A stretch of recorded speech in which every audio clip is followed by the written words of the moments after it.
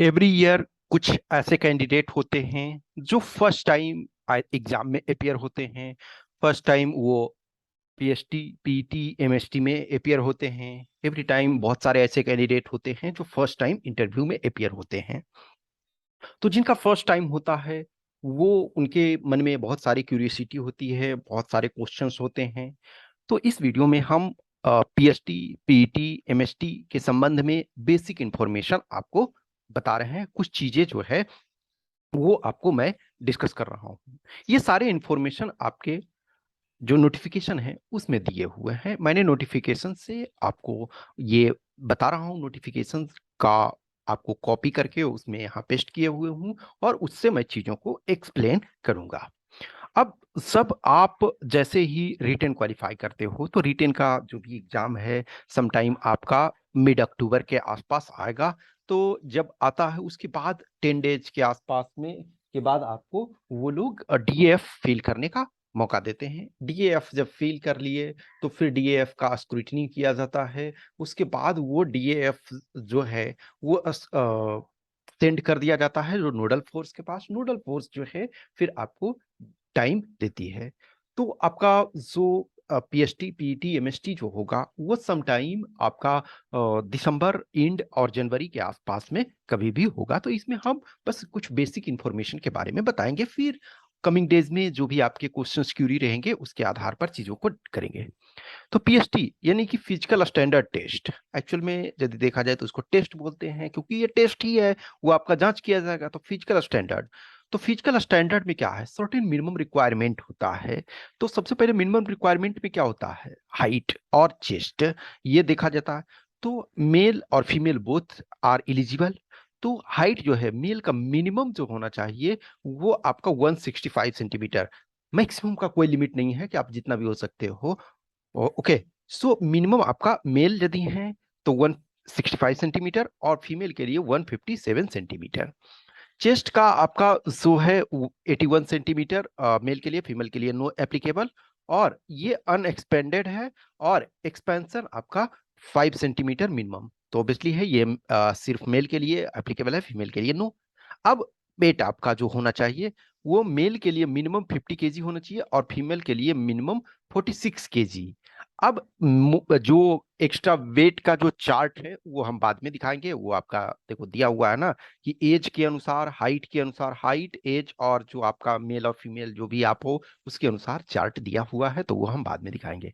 अब इसमें से एक चीज ध्यान रखो कि क्या यदि किसी का 45.9 केजी हो गया फीमेल का या 49.9 केजी, तो क्या नहीं, तो इतना आपका वो वेट में क्या होता है ना, लिटिल रिलैक्सेशन दिया जाता है। लेकिन आपको ये स्टैंडर्ड होना चाहिए। अभी जैसे फॉर एग्जांपल अभी आप जिस भी कंडीशन में हो, मेजोरिटी केसेस में जो भी एक्सेप्शन फ्यू होंगे जो अंडर वेट होंगे, बट जो भी है वो ओवरवेट रहते हैं। मेजोरिटी ऑफ कैंडिडेट जो भी हैं वो ओवरवेट का ही प्रॉब्लम होता है। और इनफैक्ट जो आपका मेडिकल एक्चुअल में जो देखा जाए तो ये अंडरवेट हो तब तो आप यहीं आउटराइटली रिजेक्ट हो जाते हो ये फिजिकल स्टैंडर्ड टेस्ट, क्योंकि जाते के साथ आपका जो भी डॉक्यूमेंट वेरिफिकेशन होगा, डॉक्यूमेंट वेरिफिकेशन जो मिनिमम रिक्वायरमेंट डॉक्यूमेंट का है वो देखेंगे। उसके बाद जो है ये मेजरमेंट किया जाएगा। तो वो मेजरमेंट अब कुछ इसमें देखो, ये डिस्कस मैं इस वजह से कर रहा हूँ, कुछ कैंडिडेट ऐसे होते हैं कि बोलेंगे कि मेरा 166 सेंटीमीटर था और उन्होंने रिजेक्ट कर दिया। देखो डियर, कोई भी आप हो, जिनको भी लगता है ऐसा आपको डाउटफुल होगा, जस्ट सोचो कोई भी ऑफिसर है, कोई भी अधिकारी है, वो क्या चाहेगा कि हमारी प्रॉब्लम हो। अब जस्ट सोचो आपका 166 सेंटीमीटर है, तो क्योंकि उनको रीजन देना पड़ता है रिजेक्शन का कि आपको दिया कि इनका हाइट नहीं है। अब आप यदि हाइट 165 से 165 मिनिमम हो तो ये आपको यदि जिसको एग्जैक्ट लगता है कि वो 165 सेंटीमीटर है, तो आप दो अथराइज्ड जगह से ले करके उसका मेजरमेंट और उसका सर्टिफिकेट ले जाओ वहां। या जिनको लगता है 166 है तो ये कभी भी उसके कारण रिजेक्ट नहीं करते हैं। और आप ये जो सोचते हो कि 1 सेंटीमीटर 2 सेंटीमीटर घटा बढ़ा करके, एक चीज देखो, हाइट किसी का एक दिन में बढ़ नहीं, घट सकता है, घट नहीं सकता है। और एक्चुअल में हाइट घट तो सकता नहीं है। यदि आपको लगता है 165 या उससे थोड़ा भी ऊपर है तो कहीं भी आप उस चीज को कंटेस्ट कर सकते हो। उस चीज को कोई भी ऑफिसर जो गलत मेजर करेगा, तो कभी भी ध्यान रखो कि जो बॉर्डर पे जो कैंडिडेट होते हैं, जैसे जिसका 168 है, 169 है, 170 है, उसको कोई डाउट ही नहीं है। लेकिन जिसका 165 से 166 के बीच में है, किसी का 167, तो वो लिटिल डाउट जब होता है तो उसमें 2 बार 3 बार वो मेजर करते हैं, क्योंकि वो वहां रिजेक्शन के लिए नहीं है। उनको कोई फर्क नहीं पड़ता कितने कैंडिडेट सेलेक्ट हो जाते हैं। अब जस्ट इमेजिन करो कि 165 किसी भी कैंडिडेट का ना हो, तो सारे को रिजेक्ट कर देंगे। उसके बाद ये उनकी समस्या नहीं है कि कौन सेलेक्ट होगा नहीं होगा। उनका ये काम है कि हाँ, हमको मेजर करके, और हमेशा ध्यान रखो कि यदि आप स्टैंडर्ड को फुलफिल कर रहे हो तो कोई भी आपको रिजेक्शन नहीं कर सकता है। तो ये आपका फिजिकल स्टैंडर्ड है। फिजिकल स्टैंडर्ड मेजर किया जाता है। अब फिजिकल स्टैंडर्ड के बाद फिजिकल आपका इफिशियंसी टेस्ट। स्टैंडर्ड आपने फुलफिल कर लिया। देखो फोर्स में क्या होता है कि रिक्वायरमेंट होता है, फिजिकल आपका स्टेमिना चाहिए होता है। अब फॉर एग्जांपल जैसे कुछ और जॉब होते हैं, ऑफिशियल जॉब होते हैं, उसमें आप दिव्यांग भी हो तो उसमें भी आप जा सकते हो। लेकिन यहाँ फोर्स में क्या है, दिव्यांग हो गए तो नहीं जा सकते हैं, क्योंकि यहाँ आपका फिजिकली मेंटली तो आपको साउंड होना ही है, फिजिकली भी आपको साउंड होना है। तो फिजिकल एफिशिएंसी टेस्ट, वंस आप फिजिकल स्टैंडर्ड टेस्ट में क्लियर हो गए तो आपको फिजिकल एफिशिएंसी टेस्ट में, तो उसमें मेल के लिए 4 इवेंट्स हैं और फीमेल के लिए 3 इवेंट्स हैं। तो 100 मीटर रेस, तो मेल के लिए 16 सेकेंड दिया जाता है, फीमेल के लिए 18 सेकेंड दिया जाता है।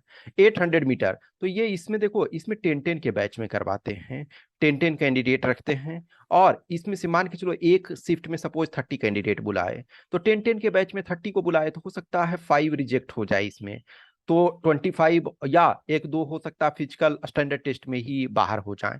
तो पहले आपका 100 मीटर इन नॉर्मल, जो नॉर्मल होता है, हो सकता है कोई जगह पे हो जो प्रिजाइडिंग ऑफिसर उसके हैं, कोई स्ट्रिक्टली कहीं लिखा हुआ नहीं है कि इस ऑर्डर में होगा। जनरली की मैं बात बता रहा हूँ कि ये स्टैंडर्ड फॉलो होता है, ऑर्डर फॉलो होता है। तो पहले 100 मीटर रेस करवाते हैं तो 10-10 के ग्रुप में। उसके बाद 800 मीटर करवाते हैं, तो उसमें जो भी रहते हैं कैंडिडेट सबको एक साथ करवा देते हैं। तो इसमें मेल के लिए 3 मिनट 45 सेकेंड दिया जाता है और फीमेल के लिए 4 मिनट्स 45 सेकेंड। अब लॉन्ग जंप, लॉन्ग जंप है, उसमें 3 चांसेस दिए जाते हैं। वो 3 चांसेस में क्या है, जो आपका मेल है उनको 3.5 मीटर करना है और फीमेल के लिए 3 मीटर करना है। तो दोनों को 3 चांसेस दिया जाता है। फर्स्ट चांस में नहीं हुआ, ठीक है, सेकंड चांस लो, थर्ड चांस लो। अब जिसका फर्स्ट चांस में ही हो गया तो उनको सेकंड थर्ड की कोई मतलब नहीं है। जिसका सेकंड चांस में होगा तो थर्ड चांस। ऐसा नहीं है कि 3 चांसेस कंटिन्यू करना है, नो। फर्स्ट में हो गया तो आपको कोई दिक्कत नहीं है, फर्स्ट में नहीं हुआ तो आप थोड़ा सा अपने को कूल रखो, क्योंकि इसमें मैं समझता हूँ कि अच्छा खासा कैंडिडेट, इस कारण से इसमें 3 चांसेस दिया जाता है। एक्चुअल में इसमें भी देना चाहिए था चांस, लेकिन जो भी है दैट इज द ट्रूथ, जो है सो है, उसको करना है। तो इसमें 3.5 मीटर आपको 3 चांसेस दिए जाते हैं, लेकिन आप रिलैक्स रहो कि हाँ हम कर लेंगे। थोड़ा सा इसमें ना क्या कि स्पीड जो जितना अच्छा दौड़ते हैं वो उतना ज्यादा एक्स्ट्रा कर लेंगे। अब शॉर्टपुट होता है, तो शॉर्टपुट 7.26 kg का गोला होगा, स्फेयर एक होगा। तो उस गोला को आपको फेंकना है। तो ये सिर्फ मेल के लिए है, 4.5 मीटर। तो एक सर्कल बना हुआ रहता है, इस सर्कल में आपको रहना। इसमें बस ये करना है कि आप इस सर्कल को क्रॉस ना कर ले, ठीक है। तो बाकी आप यहाँ से मेजरमेंट, यहाँ से होगा आपका जो सरकमफेरेंस है, वहां से आपको 4.5 मीटर। तो इसमें 4.5 एकदम आसान है। बस ये ध्यान, इसमें प्रॉब्लम यही होता है कि आप ये ध्यान रखो कि लाइन टच ना कर जाओ, लाइन से बाहर ना हो जाओ, ये आपका बस। बाकी तो ये आपका फिजिकल एफिशिएंसी टेस्ट। तो 2 टीम एक तरह से है। एक जो होते हैं फिजिकल जीडी वाले, जो होते हैं जो फिजिकल आपके स्टैंडर्ड टेस्ट करते हैं और फिजिकल एफिशिएंसी टेस्ट। जब फिजिकल स्टैंडर्ड और फिजिकल एफिशिएंसी टेस्ट हो गया तो आपको एक सर्टिफिकेट दिया जाता है, आइदर पास और फेल। पास हो गए तो पास का सर्टिफिकेट कि आपने क्लियर कर लिया, फेल हो गए तो फेल का कारण वो बताएंगे कि इस इवेंट में ये नहीं कर पाए। अब जब ये हो गया तो मेडिकल बोर्ड को भेज दिया जाता है। जो ओवरवेट वगैरह वाला भी है ये सब मेडिकल। तो वो मेडिकल में क्या होता है, आई साइट। तो आई साइट में देखो, जो आपका बेटर आई और वर्स आई, तो ये क्या है, 6/6 और 6/9, और ये आपका 6/12 और 6/9। अब ये देखो, ये करेक्टेड विजन। करेक्टेड विजन का मतलब है कि आपने इसको सपोज आप ग्लास यूज करते हो, तो ये स्टैंडर्ड जो है इसमें से आपको ज्यादा परेशान होने की जरूरत नहीं। यदि आपको लगता है कि हम ग्लास लगाते हैं, अब जैसे कुछ लोग हैं, कुछ आई का वो पार्ट होता है ना, जैसे नॉर्मल लाइफ में आपको कोई प्रॉब्लम नहीं होगा, लेकिन वहां जब टेस्ट कराया जाता है तो वहां कुछ इश्यूज हो जाते हैं। तो जिनको भी लिटिल डाउट लगता है तो वो एक बार आप मेडिकल चेकअप किसी हॉस्पिटल में, जैसे आई है तो आई वाले किसी डॉक्टर से आप कंसल्ट कर ले। लेकिन अदरवाइज क्या है कि जिनको कोई दिक्कत नहीं है तो वो आराम से जाएं। कुछ चीजें आपके कंट्रोल में नहीं होती है, ये बात हमेशा ध्यान रखो। मैं हमेशा बोलता हूँ कि जो चीजें आपके कंट्रोल में नहीं है उसमें आप क्या कर सकते हैं। किसी का आई में प्रॉब्लम है तो उनकी वो गलती नहीं है ना। सपोज हम रनिंग नहीं कर पा रहे हैं तो ये हमारे प्रैक्टिस की कमी के कारण हो सकता है। हम रिटर्न क्वालिफाई नहीं कर पा रहे हैं तो ये हमारे कमी के कारण कि हमने प्रैक्टिस नहीं किया, हमने टेस्ट नहीं लिखा, या हमने बेसिक एनसीईआरटी को नहीं पढ़ा, न्यूज़पेपर को नहीं पढ़ा, सो प्रॉपर तरीका से न्यूज एनालिसिस हमने उसको नहीं किया, तो ये हमारी गलती हो सकती है। लेकिन किसी के आई में प्रॉब्लम है, किसी के नोज में प्रॉब्लम है, किसी के सपोज बॉडी के किसी अन्य पार्ट में, चेस्ट में प्रॉब्लम है, किसी का सांस लेने में प्रॉब्लम, तो ये उनकी गलती नहीं है ना। ये आपके कंट्रोल में नहीं है। हाँ, जो उसमें से सही होने वाला है तो उसको आप ये ठीक कर सकते हो। अब नियर विजन N6 और N9, अब ये N6 और N9 ये एंगल वगैरह होता है, वो सारी चीजें तो इसके टेक्निकल में आपको नहीं जाना है। डाउट होता है तो एक बार आप डॉक्टर से चेक करवा लोगे। नेक्स्ट आपका है जैसे ग्लास। तो ग्लास यदि आप ये करते हो, स्पेक्स यूज करते हो, या लेसिक सर्जरी, तो देखो LASIK surgery correction is permitted subject to prescribe criteria, क्योंकि एज जो होना चाहिए 18 से 35, तो ये आप ऑब्वियसली है इसी एज में आते हो। एक्सियल लेंथ आपका ये 21 to 26 mm, correction thickness 425 micron, और ये प्री लेसिक ईरर 6D। तो ये आपका जो एक तरह से प्री लेसिक ईरर 6D, इसका मतलब क्या है ना कि जो आपका लेसिक सर्जरी कराने से पहले जो मैक्सिमम ईरर जो है 6 डायोप्टर का आप ग्लास ये लगा रहे थे, फिर आपने जब सर्जरी करा लिया, लेसिक सर्जरी करा लिया, या ग्लास आप यूज कर रहे हो, तो अब आपका जो होना चाहिए लिमिट जो होना चाहिए वो 4+4 और -4 के बीच में होना चाहिए। ठीक है, तो आपका मायोपिया है तो -4D होगा डायोप्टर, और हाइपरमेट्रोपिया है तो ये आपका 4 डायोप्टर प्लस में ये। फिर आपका कलर परसेप्शन, तो CP3 जो होता है इसिहारा प्लेट्स, उसमें ना डिफरेंट कलर, ये कलर ब्लाइंडनेस के लिए किया जाता है। कलर ब्लाइंडनेस में आपको देखोगे कि एक डायरी होता है, उसमें से डिफरेंट कलर में लिखे हुए रहते हैं, तो वो लेटर आपको पढ़वाते हैं। नेक्स्ट आपका है जो आपका ये ऑपरेशन है जो होना चाहिए वो 6 month post operative period mandatory, यानी कि जो आपका मेडिकल टेस्ट है वो एक तरह से 6 मंथ पहले आपने करवाया हुआ है। फॉर एग्जाम्पल, यदि आपका दिसंबर में 1 दिसंबर को आपका मेडिकल होना है, तो 1 दिसंबर को यदि होना है तो आप एक तरह से जो 1 जून है, 1 जून से पहले का आपने कराया हुआ है। अब कैरिंग एंगल, कैरिंग एंगल जो ये आपका हैंड का होता है, तो नॉर्मली क्या होता है, आप हैंड नीचे करते हो तो सीधा होना चाहिए, लेकिन वो यदि किसी का कुछ का सीधा नहीं होता, कुछ का आगे निकला हुआ रहता है, कुछ का पीछे, तो किसी का जो एंगल होना चाहिए वो 15 डिग्रीज, हैंड जो आप हैंड को सीधा करो तो वो स्ट्रेट यदि है तो कोई दिक्कत नहीं है, लेकिन वो एंगल जो है आपका मेल के लिए 15 डिग्री से ज्यादा नहीं होना चाहिए और फीमेल के लिए 20 डिग्री से ज्यादा नहीं होना चाहिए। अब ईयर, ईयर में क्या है, अब डिटेल देखो, सारी चीजें नहीं दी जा सकती है ईयर के जितना, ये मेडिकल आपका पढ़ाई नहीं करवा रहे हैं। अब इसमें से बोलोगे कि सर ये प्रॉब्लम है, तो कुछ स्मॉल सी चीजों को आपको उनके भरोसे छोड़ना होगा। करा candidate should not have any degree of deafness और परसिस्टेंट ईयर डिस्चार्ज। न तो आप जैसे लिसनिंग आपका सही हो, हियरिंग आपके सही हो कि आप सुन रहे हो चीजों को, और परसिस्टेंट ईयर डिस्चार्ज नहीं होना चाहिए आपके कान से जो निकलते रहते हैं पानी टाइप का जो वाइट वाइट, तो वो ना निकलना चाहिए। Candidate should not have other conditions congenital और एक्वायर्ड लाइक ये atresia of the meatus, exostosis, neoplasm, which is causing obstruction of ear passages, and should not have history of recurrent earache, tinnitus and vertigo। अब ये देखो, इन technical terms में हमको नहीं जाना है, सीधी सी बात, कॉमन सेंस ये समझना है, क्योंकि ये मेडिकल की पढ़ाई नहीं हो रही है, सीधी सी जानो। इसमें यह होना चाहिए कि ईयर से डिस्चार्ज नहीं होना चाहिए और आप सुन सको। आपके कान साफ होने चाहिए, कि कान में जैसे कुछ का होता है ना कि अंदर ब्लॉकेज होता है, तो वो ब्लॉकेज नहीं होना चाहिए। आपका कान में दर्द वगैरह नहीं, जैसे आप कान में वो देख रहे हैं तो थोड़ा सा टॉर्च वगैरह जला के देख रहे हैं तो कान को थोड़ा इधर उधर हिलाएंगे मान के, तो वो पेन आपका बहुत ज्यादा नहीं होना चाहिए। नेक्स्ट नोज है, तो candidate should have no DNS atrophic rhinitis, ठीक है, rhinitis, tubercular ulceration, chronic sinusitis, तो ये आपके नहीं होना चाहिए। अब तो ये कुछ जो प्रॉब्लम्स है एक तरह से जो नाक में भी है ना, कि जैसे सम टाइम जो होता है ना कि नाक जो हमारा बहुत सेंसिटिव एक तरह से होता है, कुछ भी थोड़ा सा हो गया तो उसमें से प्रॉब्लम, तो कुछ उस ढंग का चीजें नहीं होना चाहिए। ओके, नेक्स्ट है नेक, तो candidate should not have in large lymph nodes, जो आगे एक तरह से होता है, तो उसमें नोड्स टाइप का एक देखोगे देखोगे तो वो बहुत ज्यादा नहीं होना चाहिए।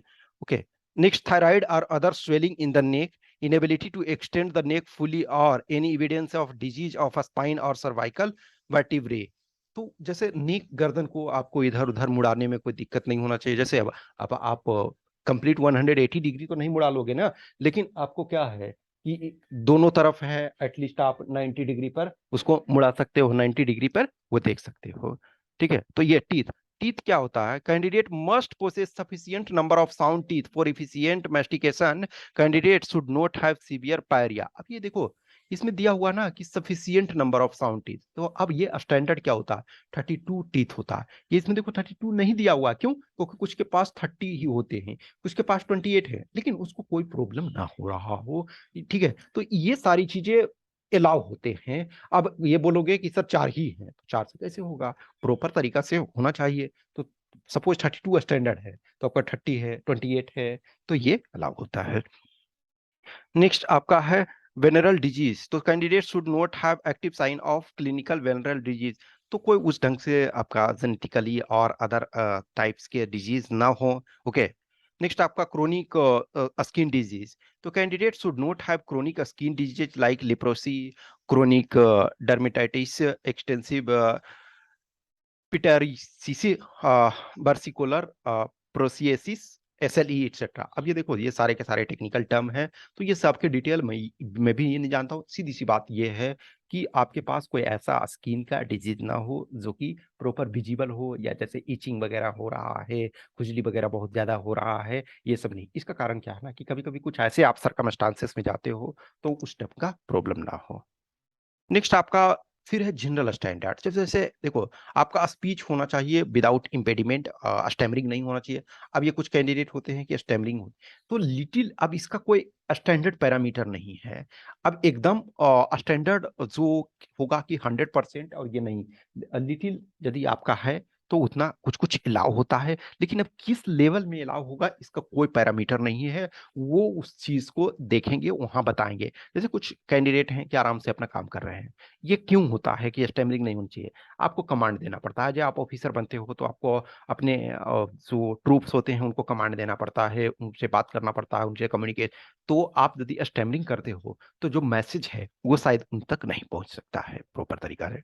नेक्स्ट है candidate should not have any indication of chronic disease like TB, any type of arthritis, high blood pressure, diabetes, bronchial asthma, any heart disease, ये सब नहीं होना चाहिए। Candidate should not have any perceptible and visible glandular swelling anywhere in the body, जैसे देखो शरीर में कुछ कुछ जगह गांठ टाइप का ये रहता है, तो अब लिटिल एकदम माइनर सा है तो वो चलेगा। अब किसी का सपोज हाथ में इतना बड़ा गांठ है तो उसमें दिक्कत होता है, तो ऐसा नहीं होना चाहिए। ठीक है, next chest should be well formed, devoid of any abnormality like flat chest, pigeon chest with rickety rosary effects, heart and lungs should be sound, तो ये आपका जैसे जो कहते हैं ना पिजन चेस्ट, कबूतर जैसा, जो ये नहीं होना चाहिए एकदम छोटा सा।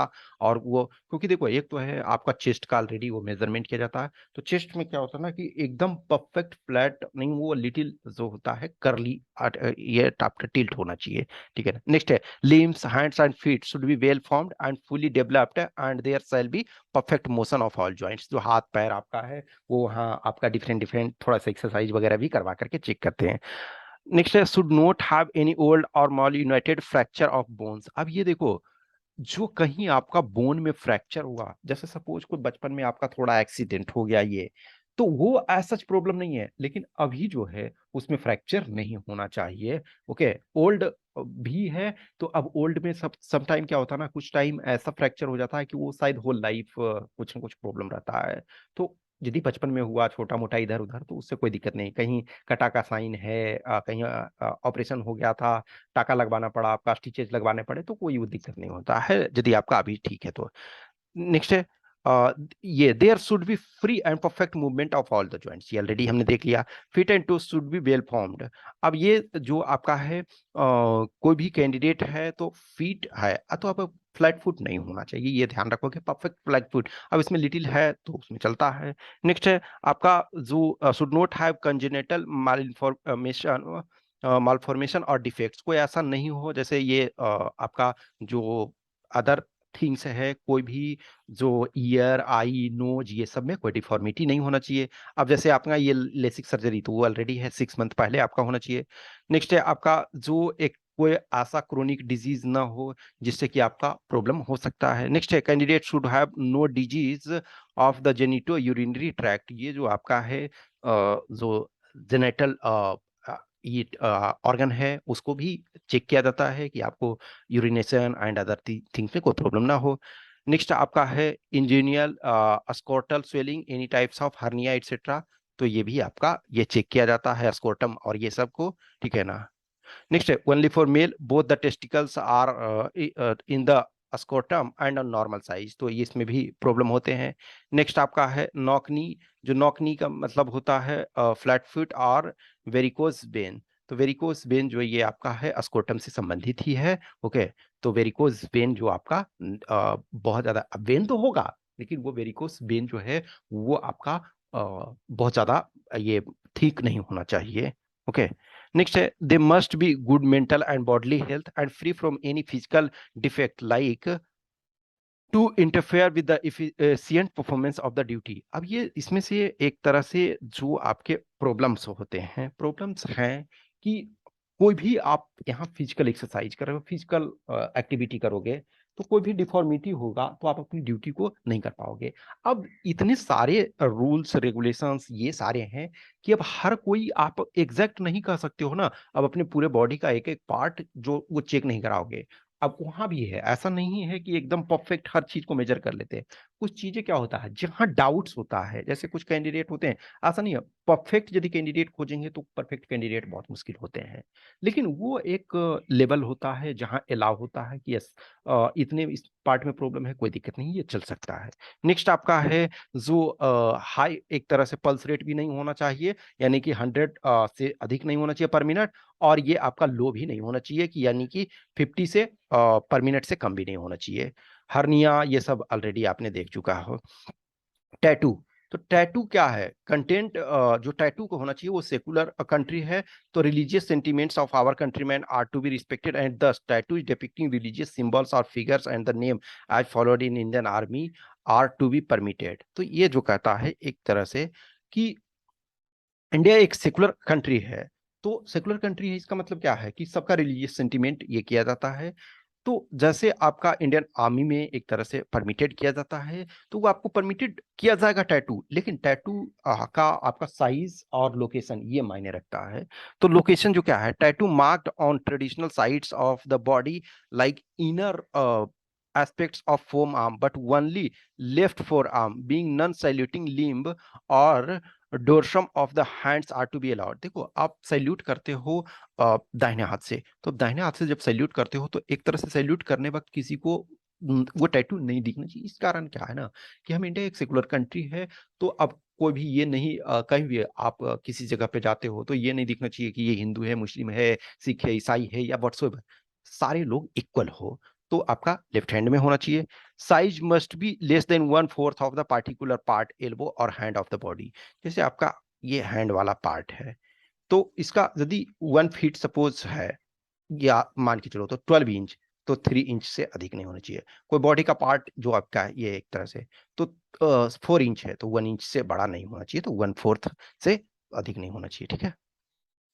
अब ये जो आपका चार्ट है तो इस चार्ट में देखो ये मेल का जो हाइट आपका एज के अनुसार देखो, एज है, हाइट है, ये मेल के लिए है और ये फीमेल के लिए। तो आपका स्टैंडर्ड क्या है, अब यहां से देखना आप शुरू करोगे ये वाला से, एक तरह से, ठीक है ना। तो अब इसके नीचे तो आप अलाउ नहीं है, क्योंकि ये नीचे मेल रहोगे तो आप ये इसमें होगा ही नहीं। फीमेल में क्या है, फीमेल में एक तरह से ये वाला में तो देखोगे नहीं, यहाँ से एक तरह से स्टार्ट होता है। तो इसमें से आपका एज कितना है, अब ये देखो आपका मिनिमम क्या चाहिए, 50 kg चाहिए। अब ये स्टैंडर्ड एक तरह से 49.5 है, तो 49.5 है तो वो अलाउ कर दिया जाएगा, क्योंकि वेट को आप बढ़ा सकते हो, हाइट वाले में मुश्किल होती है। तो इस चार्ट को देखो, जैसे आपका ये देखो कि जो वेट है आपका स्टैंडर्ड लिया जाता है, वो उसमें से ये चार्ट के अनुसार। अब जो नॉर्मली क्या होता है, 1 kg 2 kg 3 kg तक अलाउ होता है आपका, वो एक्स्ट्रा भी है। तो वो प्रिजाइडिंग ऑफिसर के पर डिपेंड करता है। आपको प्रिजाइडिंग ऑफिसर होगा, वो 1 किलो से भी ज्यादा होगा तो उसको शायद ये कर देंगे, री मेडिकल के लिए भेज देंगे। लेकिन नॉर्मल जो प्रिजाइडिंग ऑफिसर होते हैं तो 1 किलो 2 किलो 3 किलो तक अलाउ कर देते हैं, क्योंकि वो जानते हैं कि ट्रेनिंग में इतने रनिंग वगैरह ये करेंगे तो वो ठीक हो जाएगा, वो आपका सही हो जाएगा। ओके, सो इस चार्ट को आप देखो, तो जैसे आपका मिनिमम स्टैंडर्ड क्या है, 165 है। तो 165 है। अब देखो, जो मेल है, सॉरी सॉरी, जो आपका मेल है तो उनका मिनिमम कितना होना चाहिए, 50 होना चाहिए। फीमेल जो है, तो फीमेल का ये इसमें से आपका, सॉरी, फीमेल का आपका 46 kg मिनिमम होना चाहिए। अब इसमें से देखो, तो वह ये मिनिमम एक तरह से 49.5 है। फिर आपका इसमें से मैक्सिमम यानी कि इस रेंज में, तो यदि 60 तक है, आप एज आपका 21 22 जो भी है, तो 60.5 है तो कोई दिक्कत नहीं है आप तो ये रेंज दिया हुआ है, देखो हर में रेंज एक अच्छा लंबा रेंज दिया हुआ है। इसमें कि अब ये देखो इसमें मान के चलो कोई 18 से 32, 28 से, सॉरी 28 से 32 है, तो और इसकी हाइट 166 सेंटीमीटर है। तो आपका देखो 12 kg का रेंज दिया हुआ है। तो थोड़ा ज्यादा है कम है तो अभी से रनिंग वगैरह स्टार्ट करो। रनिंग जो एक है प्रॉपर तरीका से रनिंग के थ्रू आप कर सकते हो। रनिंग एक ऐसा चीज है जिससे आपका वेट लूज सबसे आसानी तरीके से होता है। तो इनको एक बार देखो, चीजों को समझो, और अभी से एटलीस्ट रनिंग को प्रॉपर तरीका से स्टार्ट करो। रनिंग जितना अच्छा कर लोगे, तो रनिंग बहुत ज्यादा नहीं करना है, ठीक है, आप एवरेज 2 किलोमीटर तक। अब कुछ लोग हैं ऑलरेडी 5 किलोमीटर कर रहे हैं तो उनको तो कोई टेंशन ही नहीं है। कुछ लोग हैं कि फोर्स में वो जाए ना जाए, रेगुलर रूप से रनिंग करते हैं। लेकिन जो रनिंग नहीं करते हो, तो आप नॉर्मली 2 किलोमीटर का ये प्रैक्टिस करो। और बीच बीच में जैसे है कि टाइम के अनुसार करो, कभी कभी स्प्रिंट लगा लो सप्ताह में एक दिन 800 मीटर का कर लो। और लॉन्ग जंप वगैरह कभी कभार चेक कर लो जिनको डाउट है, अदरवाइज थोड़ा सा आप रनिंग अच्छा करते हो तो कोई दिक्कत नहीं होगा। ओके, तो कुछ जो टेक्निकल इसमें से टर्म बहुत सारे हैं, तो आपको उस डिटेल में नहीं जाना है। वो टेक्निकल टर्म आप मेडिकल में नहीं जा रहे हो कि जो उसमें से डिटेल जानना है। तो आप किसी को भी देखो, कोई टर्म्स है, अब उस टर्म्स को आप अननेसेसरी टेंशन ना लो। एक सीधी सी बात है, जो कंपोनेंट आपके कंट्रोल में है उसको कंट्रोल करो, जो आपके कंट्रोल में ना हो तो उस पर सोचना ही नहीं है, उस पर हमको ये देखना ही नहीं है, वो हमको मतलब ही नहीं है। क्योंकि ये मेडिकल टर्म है इतने, अब इसको स्टडी करने जाओगे तो आप डॉक्टर तो बनना नहीं है, तो इसको छोड़ दो। इसको छोड़ दो इन द सेंस, हाँ आप एक हेल्दी हो, आपका जो विजिबल कोई ऐसा साइन ना हो। अब जैसे फॉर एग्जांपल बॉडी वगैरह जो फ्लैट फुट, तो फ्लैट फुट का कोई डेफिनेशन नहीं है ना एग्जैक्ट, इतने परसेंट लिटिल आपको अलाउ होते हैं। अब मान जाए लिटिल बॉडी में कहीं भी कट का निशान है, तो वो कट का निशान यदि आज की डेट में मान के चलो बचपन में आपको कहीं एक्सीडेंट हो गया या कुछ ऐसा हो गया था, तो वो उसमें स्टिच लगाना पड़ा, आज वो ठीक है तो इट्स ओके। हाँ, कुछ ऐसे जगह में है कि आपके हाथ का मूवमेंट में दिक्कत हो रहा, तो उसमें प्रॉब्लम है। लेकिन यदि अदरवाइज में बॉडी पार्ट सही है, तो किसी के आई में प्रॉब्लम है, किसी के नोज में प्रॉब्लम है, जो कि आप एक्चुअल में आपको कोई दिक्कत नहीं हो रहा है नॉर्मल लाइफ में, लेकिन वो वहां यदि रिजेक्शन का कॉज है, तो आप ट्राई करो, रीमेडिकल के लिए आपको मिलता है, आप अच्छे डॉक्टर से कंसल्ट करोगे। अब उसके बाद यदि कुछ प्रॉब्लम होता है तो आप, it's okay, don't worry about that, ठीक है। तो आई होप चीजों को इनको देखो, और उसके बाद कुछ क्वेश्चन क्यूरी रहता है तो आप प्लीज मैसेज कर सकते हो, ओके, इस व्हाट्सएप नंबर या इस टेलीग्राम नंबर पे। Okay, thank you.